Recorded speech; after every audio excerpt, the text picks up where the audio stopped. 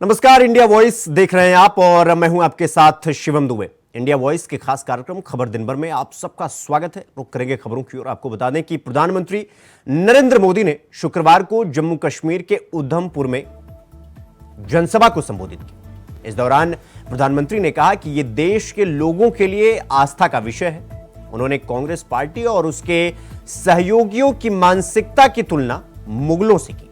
साथ में यह भी कहा कि उन्हें मंदिरों में तोड़फोड़ करके मजा आता था। इसी प्रकार अपने वोट बैंकों को मजबूत करने के लिए सावन के महीने के दौरान मांस पकाने के वीडियो दिखाकर विपक्षी नेता बहुसंख्यक समुदाय को चिढ़ाने का काम करते हैं।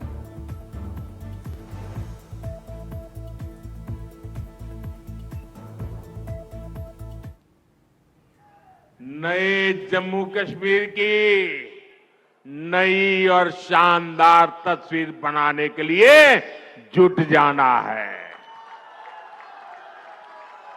वो समय दूर नहीं जब जम्मू कश्मीर में भी विधानसभा के चुनाव होंगे। जम्मू कश्मीर को वापस राज्य का दर्जा मिलेगा। आप अपने विधायक, अपने मंत्रियों से अपने सपने साझा कर सकेंगे। हर वर्ग की समस्याओं का तेजी से समाधान होगा। यहां जो सड़कों और रेल का काम चल रहा है वो तेजी से पूरा होगा। देश विदेश से बड़ी बड़ी कंपनियां, बड़ी बड़ी फैक्ट्रियां और ज्यादा संख्या में आएगी। जम्मू कश्मीर टूरिज्म के साथ ही स्पोर्ट्स और स्टार्टअप के लिए जाना जाएगा। इस संकल्प को लेकर मुझे जम्मू कश्मीर को आगे बढ़ाना है। भाइयों और बहनों, मोदी विकसित भारत के लिए विकसित जम्मू कश्मीर के निर्माण की गारंटी दे रहा है।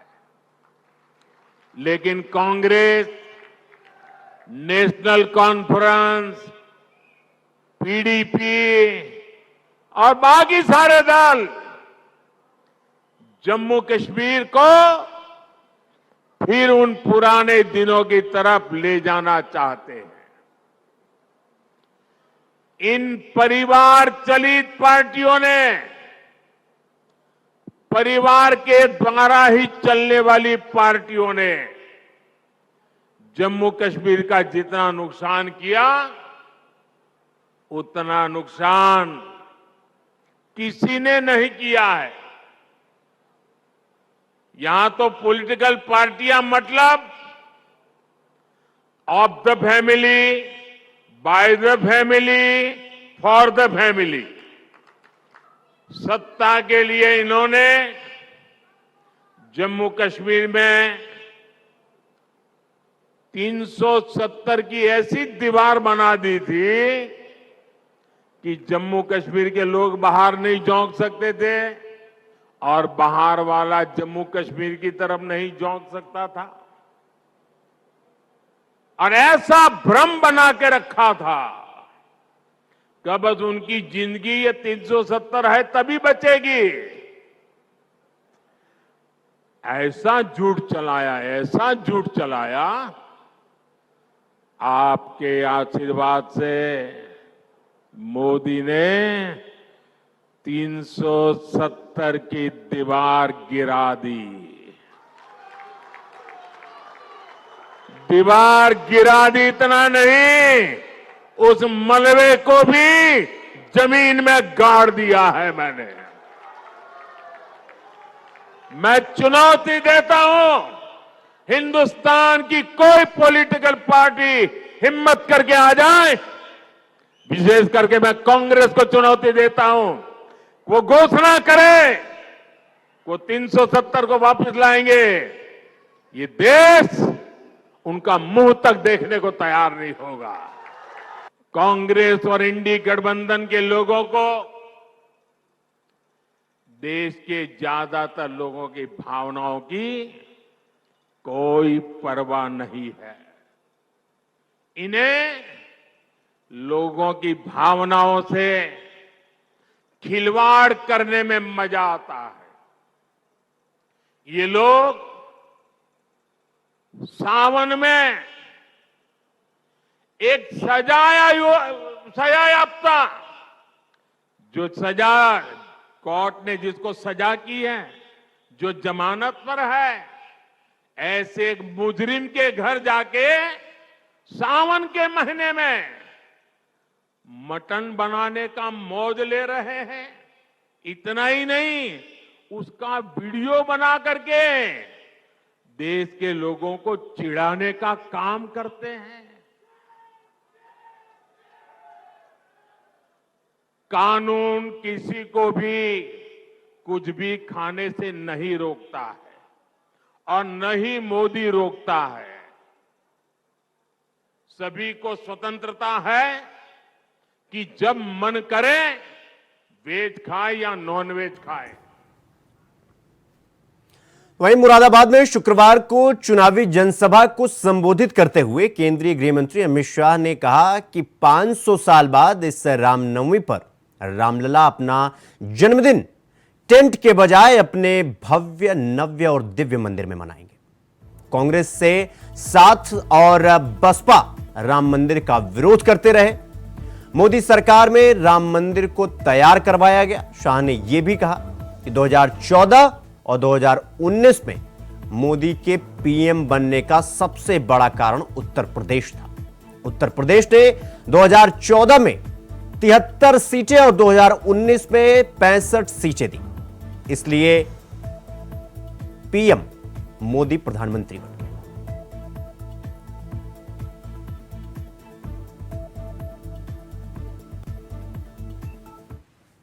भाइयों और बहनों, 500 साल के बाद रामलला टेंट की जगह अपने बड़े मंदिर के अंदर अपना जन्मदिन मनाने वाले हैं। इस रामनवमी को रामलला का जन्मदिन अयोध्या के मंदिर में मनेगा। भाइयों और बहनों, मुझे बताओ मुरादाबाद वालों, ये मंदिर बनना चाहिए था या नहीं बनना चाहिए था? जोर से बोलो, बनना चाहिए था या नहीं बनना चाहिए था? ये सपा, बसपा, कांग्रेस, ये तीनों लोग मंदिर का विरोध करते रहे। मोदी जी ने बना भी दिया, प्राण प्रतिष्ठा भी कर दिया, और आगे मैं बताना चाहता हूं, इनको निमंत्रण भेजा गया 22 जनवरी का, वो प्राण प्रतिष्ठा में सम्मिलित भी नहीं हुए, क्योंकि उनको अपनी वोट बैंक का डर लगता है, अपनी वोट बैंक का डर लगता है। भाइयों और बहनों, मैं आज मुरादाबाद वालों को कहने आया हूं, जिन्होंने सालों तक ये मंदिर को बनने नहीं दिया, उनमें इतनी नैतिक हिम्मत भी नहीं है कि प्राण प्रतिष्ठा के वक्त मंदिर की प्राण प्रतिष्ठा में उपस्थित रह जाए। चिंता मत करिए, उनको जो करना है वो करे। भारतीय जनता पार्टी की सरकार है, नरेंद्र मोदी प्रधानमंत्री है। सिर्फ राम मंदिर नहीं, बाबा विश्वनाथ का दरबार भी सजाया, महाकाल लोक भी बना, बद्री धाम, केदार धाम पुनर्जीवित हुए, और सोमनाथ का मंदिर भी सोना का बनाने का काम अभी चल रहा। तो वहीं उत्तर प्रदेश के मुख्यमंत्री योगी आदित्यनाथ ने शुक्रवार को कैराना में चुनावी जनसभा की। इस दौरान मुख्यमंत्री योगी ने अतीक अहमद का नाम लिए बिना कहा कि प्रयागराज का एक माफिया पिछड़ी जाति के व्यक्ति की हत्या करके उसकी प्रॉपर्टी पर कब्जा कर लेता था, लेकिन हमने उस माफिया की कब्जाई जमीन पर गरीबों को घर बना कर दिए। वो लोगों को परेशान करता था, अब वो कहां है सब जानते हैं। ये दंगा पॉलिसी वाले लोग ही जातिवाद भड़का रहे हैं। ये दंगा करवाने वाले और कर्फ्यू करान लगाने वाले लोग आज जातीयता का विस्मरण करने का प्रयास कर रहे हैं। याद रखना, मैंने पहले भी कहा, हमारी सरकार ने दंगा मुक्त वातावरण दिया है, कर्फ्यू मुक्त उत्तर प्रदेश दिया है और दंगा और कर्फ्यू लगाने वालों की गर्मी को शांत करके आपको एक शांत वातावरण दिया है, बहुत शुद्ध वातावरण दिया है। उनको फिर से पनपने का अवसर मत दीजिए। ये जातिवाद की राजनीति, ये जातिवाद की राजनीति भाइयों बहनों, दंगों और कर्फ्यू को आमंत्रण करने की शुरुआत है। बेटी और व्यापारी की सुरक्षा के लिए खतरे की घंटी है, विकास का बैरियर है। यहां के विकास को बाधित करने की साजिश का हिस्सा है। हम इससे ऊपर उठ करके कार्य करें। हमें सहारनपुर के अंदर, गंगोह के अंदर, नकुड़ के अंदर किसी भी प्रकार के दंगाइयों को, किसी भी प्रकार के भ्रष्टाचारियों को, किसी भी प्रकार के उन अराजक तत्वों को जिनके कारण यहां की बेटी, यहां की माताएं, यहां की बहनें, यहां का व्यापारी, यहां का अन्नदाता किसान, यहां का नौजवान, उसके जीवन के साथ खिलवाड़ होता हो, उसको हम यहां फिर से पनपने नहीं देंगे, चाहे वह कोई भी हो। महाराणा प्रताप ने यही कहा था, महाराणा प्रताप ने यही कहा था। उन्होंने कहा था, मैं किसी भी धर्मी के सामने, किसी विदेशी आक्रांता के सामने मैं सिर नहीं झुका सकता। देश का स्वाभिमान होता है। महाराणा प्रताप ने अपनी लड़ाई देश के स्वाभिमान के लिए लड़ी थी, राष्ट्रीय स्वाभिमान के लिए लड़ी थी। उन्होंने कहा था कि हम किसी भी विधर्मी के सामने सिर नहीं झुका सकते। वह लड़ाई सत्ता की नहीं थी, राष्ट्रीय सम्मान की थी, राष्ट्रीय स्वाभिमान की थी। और आज की लड़ाई भी राष्ट्रीय सम्मान और राष्ट्रीय स्वाभिमान की लड़ाई है। प्रयागराज का माफिया जबरदस्ती एक पिछड़ी जाति के व्यक्ति की निर्मम हत्या करने के आरोप में किस तरीके का व्यवहार करता था, और बहनों और भाइयों, उसकी प्रॉपर्टी को जब्त करके हमने गरीबों के लिए मकान बना दिए वहां। तो वहीं पीलीभीत में समाजवादी पार्टी के मुखिया अखिलेश यादव ने बीजेपी के नेता और पीलीभीत के मौजूदा सांसद वरुण गांधी का नाम लिए बिना बीजेपी पर बड़ा हमला किया। अखिलेश ने वरुण की चुटकी भी ली। अखिलेश ने कहा कि कोई कल्पना नहीं कर सकता कि थार से किसान आंदोलन को कुचला जाएगा। कई लोगों की जान चली गई। जो किसान आंदोलन को दबा रहे थे उन्हें सम्मान दिया जा रहा है, और जो किसान आंदोलन की बात कर रहे थे उन्हें तो सुनने में आया कि मंच पर जगह भी नहीं मिली। जो किसानों के पक्ष में कह रहे थे उन्हें पीछे कर दिया। नौजवानों की बात जो उठा रहे थे उन्हें पीछे कर दिया। किसान की आवाज में अपनी आवाज को जोड़ करके आंदोलन को मजबूत कर रहे थे उन्हें पीछे कर दिया। और जो किसानों पे थार चला रहे थे, बताओ उन्हें सम्मान दिया सरकार ने कि नहीं दिया? बगल में ही आपने देखा है कि किसान आंदोलन को लेकर के यही तेजेंद्र बिर्क निकले थे, वहां पर उस आंदोलन को दबाने का काम किया था। कोई कल्पना नहीं कर सकता था कि थार से किसानों के आंदोलन को रोका जाएगा। कई लोगों की जान चली गई और ऊपर वाले की कृपा रही, भगवान की कृपा रही कि तेजेंद्र बिर्क हमारे जिंदा हमारे साथ हैं, अभी भी किसानों की लड़ाई लड़ रहे हैं। जो किसान आंदोलन को दबा रहे थे उन्हें सम्मान दिया जा रहा है, और जो किसान आंदोलन की बात कर रहे थे उन्हें तो सुनने में आया मंच पे भी जगह नहीं मिल रही है। खबरों में आगे बढ़ेंगे। लोकसभा चुनाव 2024 में मतदाताओं से भाजपा के पक्ष में मतदान का आह्वान कराने के लिए यूपी के डिप्टी सीएम ब्रजेश पाठक का मेरठ पहुंचे। मेरठ में भाजपा के मीडिया सेंटर में उन्होंने पत्रकारों से संवाद किया। इस दौरान डिप्टी सीएम विपक्ष पर फायर बनते हुए नजर आए। उन्होंने समाजवादी पार्टी, कांग्रेस और इंडी गठबंधन पर निशाना साधा। उन्होंने कहा कि अखिलेश हार के डर से अवसाद में है, इसलिए चुनाव प्रचार में भी नहीं उतरे। उन्होंने कहा कि यूपी में एक पार्टी को जीजा साले चला रहे हैं, दूसरी पार्टी को चाचा भतीजा चला रहे हैं। भाजपा छोड़ सारे दल परिवारवाद में उलझे पड़े।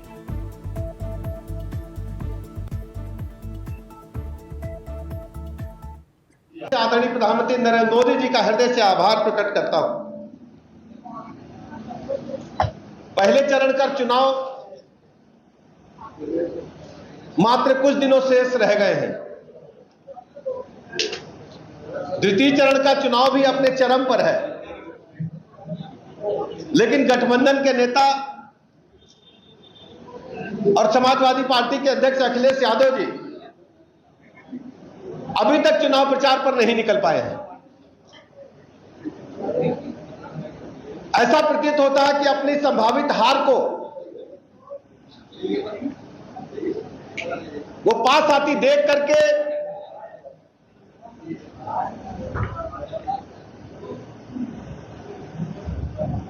स्थितियों से वाकिफ होकर के वो घर में बैठ के ही चुनाव प्रक्रिया को पूरी होना देख रहे हैं। उत्तर प्रदेश सरकार के उप मुख्यमंत्री केशव प्रसाद मौर्य ने शुक्रवार को बदायूं पहुंचकर भाजपा के बूथ सम्मेलनों को संबोधित किया। इस दौरान डिप्टी सीएम ने सहसवान और उझानी में बूथ अध्यक्षों को संबोधित कर भाजपा उम्मीदवार के लिए जनता से वोटों की अपील की। तो वहीं उनके साथ केंद्रीय राज्य मंत्री बीएल वर्मा समेत भाजपा विधायक और अन्य नेता मौजूद रहे।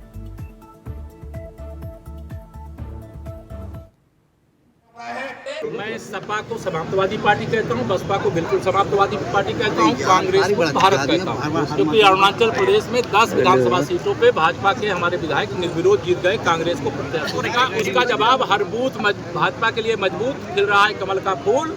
और लालू प्रसाद यादव जी का जो परिवार है अधिकतम उसमें जमानत पर है, भ्रष्टाचार के आरोपी हैं। जो जैसा करेगा वैसा भरेगा। अब उस पर मुझे लगता है कि जनता ही जवाब देगी। 60 साल सरकार चलाया है और 10 साल का हमें मालूम 12 लाख करोड़ का घोटाला किया, और अगर 60 साल का जोड़ो तो 12×72 लाख करोड़ का घोटाला किया। उनके पिताजी प्रधानमंत्री थे श्री राजीव गांधी जी, वो कहते थे हम दिल्ली से अगर 1 रुपया भेजते हैं तो 15 पैसा पहुंचता है। हमारे प्रधानमंत्री जी ने 34 लाख करोड़ भेजा, पूरा 34 लाख करोड़ पहुंचा। अगर उनको मौका मिला होता तो लोगों के पास 5 लाख करोड़ पहुंचता और 29 लाख करोड़ श्री राहुल गांधी जी के गैंग के जेब में पहुंच जाता। तो ऐसे भ्रष्टाचारियों को उल्टा लटका करके सीधा करने के लिए जनता का। तो वहीं अमेठी में स्मृति ईरानी के आवास पर यादव महासभा के जिलाध्यक्ष समेत बाबा नंदधाम के पीठाधीश्वर समेत सैकड़ों कार्यकर्ता पहुंचे और स्मृति ईरानी से मुलाकात की। इस दौरान यादव महासभा के पदाधिकारियों के साथ हजारों की संख्या में कार्यकर्ताओं ने मोदी और योगी की तारीफ की। दरअसल स्मृति ईरानी के आवास पर पार्टी मिलन कार्यक्रम का आयोजन हुआ था, जिसमें शामिल होने के लिए सभी लोग पहुंचे हुए थे। राष्ट्र धर्म के निर्वहन के लिए संकल्प ये लेकर हम सबको आगे बढ़ना है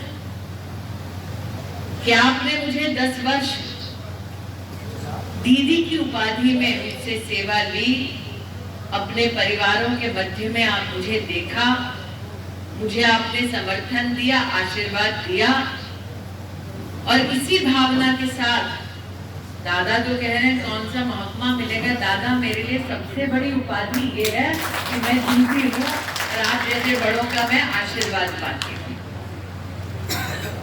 क्योंकि सत्ता की लालसा जिसे होती है वो चुनाव हारने के बाद दादा काम नहीं करता। मैंने 14 में हारने के बाद भी ना मीठी छोड़ी ना मीठी बालों को छोड़ा। तो वहीं रायबरेली में कमल खिलाने के लिए शहर से लेकर गांव तक बीजेपी चुनाव के प्रचार प्रसार में जुट गई है। इसी कड़ी में शुक्रवार को राज्य मंत्री प्रतिभा शुक्ला ने सरेनी विधानसभा क्षेत्र के गेगासो गांव में नुक्कड़ सभा को संबोधित किया और मोदी सरकार की तरफ से चलाई गई योजनाओं की जानकारी दी।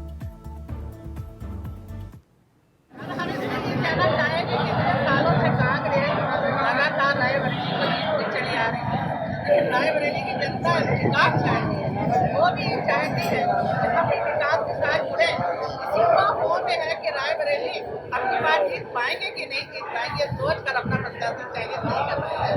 अपना प्रत्याशी चयनित करना ही चाहिए। अगर प्रत्याशी होगा तभी वो चुनाव लड़ पाएंगे। और हम समझते हैं कि मोदी की गारंटी के आगे सब कुछ मिलता है। मोदी जी ने अपनी जिम्मेदारी ली है, ये नाम हमें बनाते हैं, पुनः भारत का नया विकास कराते हैं। कोई भी जो न हो, इंसानियत का रिश्ता, मानवता का रिश्ता ही जोड़कर रखा जाएगा और सबका साथ विकास के साथ एक नई पहल स्थापित होगी रायबरेली में। तो हम आपके चैनल के माध्यम से कहना चाहते हैं रायबरेली के लोगों से इस परिवर्तन की नजर में आप सब। तो वहीं केंद्रीय गृह मंत्री अमित शाह पर आपत्तिजनक टिप्पणी करने के मामले में राहुल गांधी की पेशी एक बार फिर टल गई। कांग्रेस नेता और वायनाड से सांसद राहुल गांधी को शुक्रवार को सुल्तानपुर के एमपी एमएलए कोर्ट में पेश होना था, लेकिन पेशी पीठासीन अधिकारी के अवकाश पर होने के चलते टल गई और अब 22 अप्रैल को अगली सुनवाई होगी।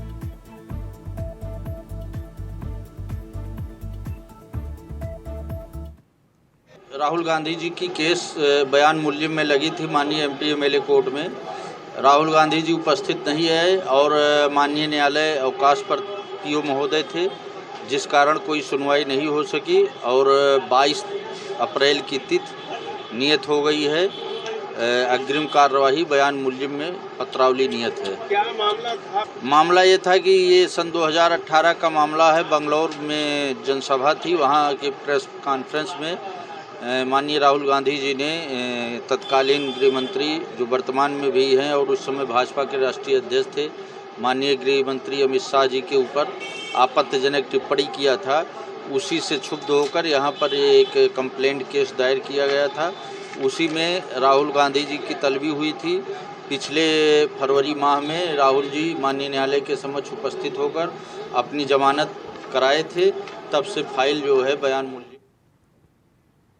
तो वहीं बुलंदशहर में नवनिर्मित जिला पंचायत की तरफ से बुलंद सिटी सेंटर में भ्रष्टाचार की जांच के लिए एसआईटी की टीम लखनऊ से बुलंदशहर पहुंची, जहां उन्होंने 20 बिंदुओं पर जांच पड़ताल शुरू कर दी। आपको बता दें कि टीम के अध्यक्ष आईएएस जीएस नवीन कुमार को बनाया गया है। दरअसल सदर विधायक प्रदीप चौधरी ने मामले में पत्र लिखकर सीएम योगी आदित्यनाथ से भ्रष्टाचार की शिकायत की थी। मामले की जांच की मांग की गई थी, इस पर कार्रवाई शुरू हो गई है। सपा सरकार में काला आम चौराहे के पास 28.5 करोड़ की लागत से बुलंद सिटी सेंटर का निर्माण हुआ था। मॉल में हुए आवंटन से लेकर जिला पंचायत को राजस्व के स्रोत की टीम ने अभिलेख पाए। इसमें कि जैसे कि आप लोगों को भी पता है कि समय समय पर इसकी शिकायतें होती रही हैं और मुख्यतः 20 बिंदुओं पर शिकायतें की गई थी। एसआईटी गठन के लिए कहा गया था, जिसके क्रम में एसआईटी का गठन हुआ है। उन्हीं के संदर्भ में स्टे निरीक्षण के लिए आज एसआईटी की टीम आई हुई। लगभग कौन कौन से बिंदु थे? 20 बिंदु में शासन की अनुमति से लेकर आवंटन तक की, तथा इससे कितना राजस्व का स्रोत, कितना जिला पंचायत को लाभ हो रहा है, इन सब बिंदु उसमें। तो खबर दिन भर में फिलहाल अभी के लिए बस इतना ही। देश और दुनिया की तमाम खबरों को देखने के लिए देखते रहिए इंडिया वॉइस। नमस्कार।